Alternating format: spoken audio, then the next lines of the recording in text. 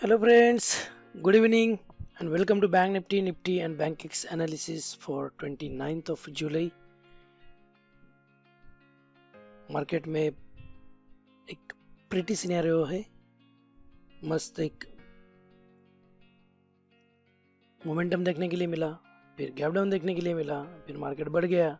अभी मार्केट कहाँ पे है? ब्रेकआउट पे है। मार्केट के पास ब्रेकआउट है 51,523 का लेवल का। अगर मार्केट यहाँ से बढ़ते जाता है तो मार्केट बढ़ते ही जाएगा। ओके, हम ट्रेड कैसे कर सकते हैं? इंपॉर्टेंट हमारे लिए क्या हो सकता है?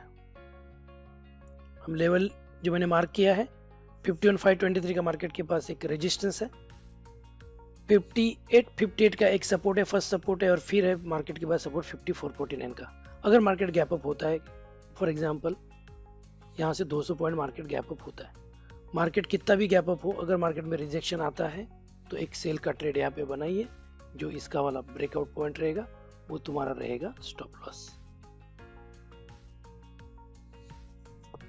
ओके, सेम केस में अगर मार्केट यहाँ पे गैप अप ओपन होता है, ओके, और गैप अप ओपन होके मार्केट अगर डायरेक्ट यहाँ से बढ़ जाता है तो फिर एक रिट्रेसमेंट के बाद मार्केट में बाइंग का सिनेरियो बनाइए, वो भी ब्रेकआउट के बाद।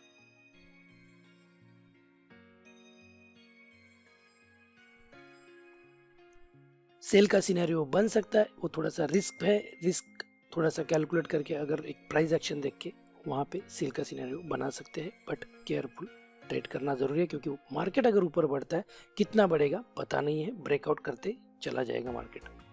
ओके, इसीलिए बाइंग के लिए एक सेलिंग के लिए थोड़ा केयरफुल, अगर मार्केट डायरेक्ट गैप अप के बाद बढ़ता है तो। क्लियर? यहाँ पे केयरफुल ट्रेड आपको करना है। ओके, हम गैप डाउन के केस में कैसे देखेंगे? मार्केट गैप डाउन होता है, अगर मार्केट गैप डाउन होकर अगर डायरेक्ट बढ़ जाता है तो मुझे लगता है मार्केट क्लोजिंग के पॉइंट तक आ सकता है और फिर मार्केट यहां से सेल कर सकता है। ओके, बट मुझे थोड़ा सा डाउट है कि ये अगर सेलिंग डायरेक्ट आती है, नहीं आती है, कितनी स्लो आती है, तो वो थोड़ा सा डिफिकल्ट है, अंदाजा लगाना बहुत डिफिकल्ट है, क्योंकि ऑलरेडी मार्केट अगर यहाँ से बढ़ता है तो ये बायर यहाँ पे और ज्यादा जुड़ जाएंगे, तो फिर वो मार्केट को ऊपर ले जा सकते हैं, जो सिनेरियो यहाँ पे हुआ है। ओके, तो गैप डाउन के केस में थोड़ा सा मैं केयरफुल ट्रेड करूंगा। गैप डाउन के केस में अगर बहुत जल्दी यहाँ पे बढ़ता है तो मैं सीधा यहाँ पे बाय पे चला जाऊंगा एक प्राइस एक्शन के बाद। लेवल रहेगा 5700 से 58 के बाद मैं यहाँ पे बाय का सिनेरियो ले सकता हूँ। ये हो गया हमारा बैंक निफ्टी के लिए एनालिसिस। निफ्टी में हम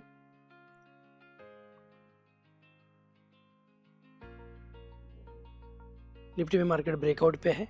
गैप अप के केस में अगर मार्केट बढ़ते जाता है तो हमें थोड़ा सा वेट करना है, लेकिन गैप अप के बाद मार्केट अगर यहाँ से नीचे आता है तो मैं यहाँ पे सेल का ट्रेड बनाऊंगा। कल शायद मैं निफ्टी में ट्रेड करने वाला नहीं हूँ, हो सकता है बैंक एक्स में ट्रेड करूँ। ओके, तो गैप अप, लेकिन ये सिनेरियो अगर यहाँ पे फॉलो होता है या फिर एक थोड़ा बहुत गैप अप डायरेक्ट रिजेक्शन में आता है तो ये बैंक निफ्टी को सपोर्ट कर सकता है, और फिर हमें सेल का ट्रेड ही फाइंड आउट करना है। गैप डाउन के केस में मार्केट कितना बढ़ता जाएगा पता नहीं है। ओके, लेकिन ऐसे केस में डायरेक्ट सेल में एंट्री की भी नहीं जा सकती है।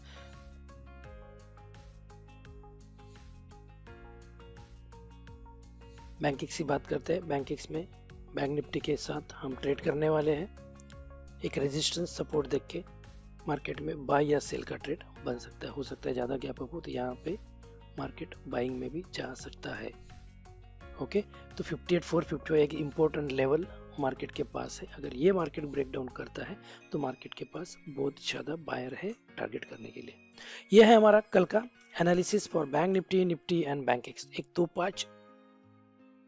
एक दो नहीं, एक 5 चीजें मैं आज बताने वाला हूँ क्या इंपॉर्टेंट है। मार्केट में कल ट्रेड करने के पहले या फिर कभी भी ट्रेड करते हैं तो मुझे लगता है कि एक weekly and daily trend Nifty और बैंक निफ्टी और सभी इंडेक्स के लिए देख लेना चाहिए जिसमें आप ट्रेड करते हो। सेकंड थिंग, एक ग्लोबल ट्रेंड मार्केट में क्या है वो भी एक बार देख ले तो अच्छा रहता है, ताकि आपको डिसीजन लेने में आसानी हो जाती है, क्योंकि गैप अप गैप डाउन के केस में मार्केट किस साइड में मूव हो सकता है वो चीज़ें आपको देखना है। जो सपोर्ट रेजिस्टेंस मैं मार्क करता हूँ, सिमिलर सपोर्ट रेजिस्टेंस आप भी अपने फाइंड आउट करने की कोशिश करो, चार्ट को रीड करने की कोशिश करो। मार्केट में गैप अप हो रहा है, गैप डाउन हो रहा है, उसको भी मार्क कर लो, और उसके बाद ट्रेड कैसा हो सकता है, इमोशंस क्या हो सकते हैं, साइकोलॉजी मार्केट की क्या हो सकती है, और हमारा मेंटल स्ट्रेंथ कैसे बरकरार रह सकता है, ये भी चीज़ें आपको देखना है। एक बार एंट्री कर लेने के बाद मार्केट में स्टॉप लॉस क्या होना चाहिए, मार्केट में टारगेट क्या होना चाहिए, ये अगर आप डिसाइड कर लेते हो तो फिर आपको मार्केट में कितने देर तक रहना है, मार्केट में टारगेट मिल सकता है नहीं मिल सकता है, एक चीज आप फाइनलाइज कर सकते हो। और फिर आप दुविधा मनस्थिति में नहीं होते हो कि मार्केट में लॉस लेने के बाद भी कितना ट्रेड करते रहना है। एक बार एक साइकोलॉजी बना लीजिए। मेरा तो बेस्ट ट्रेड है कि एक अगर ट्रेड अच्छा होता है तो मैं मार्केट से निकलता हूँ, लेकिन बहुत रेयर केस में सेकंड ट्रेड में घुसता हूँ। और फाइनली, क्या ये मेरा बेहतर ट्रेड है, ये आप खुद को ही पूछ लेना है अगर आपको कोई भी एंट्री और एग्जिट बनाने की कोशिश आप कर रहे हो तो दोस्तों मिलते हैं कल के ट्रेडिंग सेशन में। तब तक के लिए थैंक यू, बाय बाय।